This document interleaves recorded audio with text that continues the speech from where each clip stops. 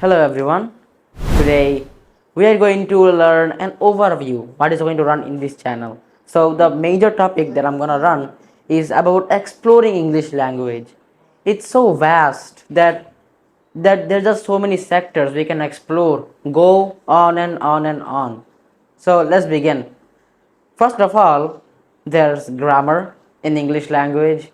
We gotta learn different things in order to make our sentences correct, in order to make our structure correct.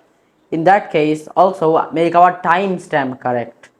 So to maintain all of these, grammar comes into play. And there are many chapters of grammars that there is to explore. So that's one thing. The second thing is idioms. Now there are many types of writings. Some are formal and some are informal. So for the informal ones, using idioms is not a problem. Besides, it's more encouraged. So if we use idioms in our informal writings, it will be way smoother and way more appreciated. Number three, we have vocabularies. It's just so essential. Come on.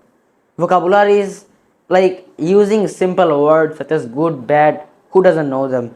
But if you dive a bit deeper, which imagery to use, what can you use for every emotion, every task, everything that you do, so to describe every single place, every situation.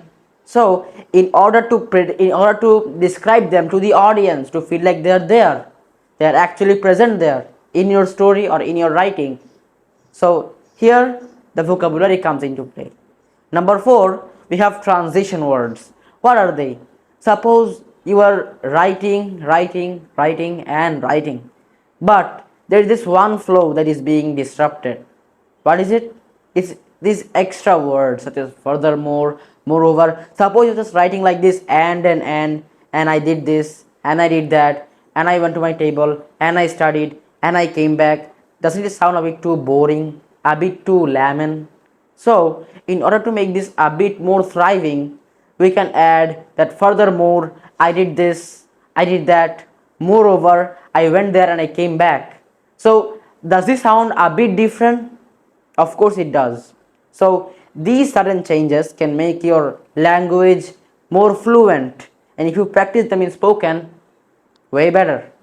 So in that case, these are the things we are going to explore in our future episodes. Now, let me give a brief explanation. Let's start with idioms. Well, there are many idioms such as over the moon. What does that mean? I'm happy, right? And there are many other more such as break the ice. Now, what does break the ice? I punch the ice? No. Break the ice means that you create a new friend. You open up the sudden ignorance between the connection of two of you or many more.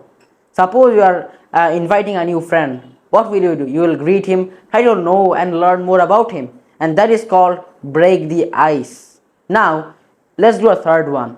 Open a can of worms. What does this mean? Yes, just like the idiom's name, the situation is also similar. Such as opening a can of worm means the worms will spread everywhere, make everything dirty. So in that case, everything will be in a jumble.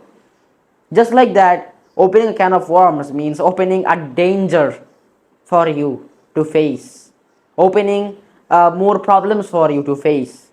So in this case, that's why idioms are for indirect informal messages and can be used. So that is idioms. And the other thing I want to give example of is vocabulary.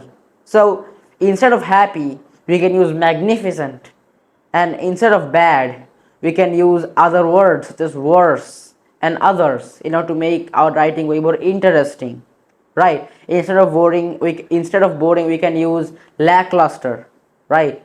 Routine. And what else? Instead of a lot we can use a ton, we can use an abundant amount, right? So these things are increasing our quality of our language and the usage of it. By this, we can improve our writing as well as our speaking if we can apply it. With that said, that's a brief explanation. The next class, we are going to talk about one of these sectors, and each episode we are going to dive deeper and learn more. With that said, If you want to stay with us and help us more, please make sure to like, subscribe, share with someone who needs. Thank you.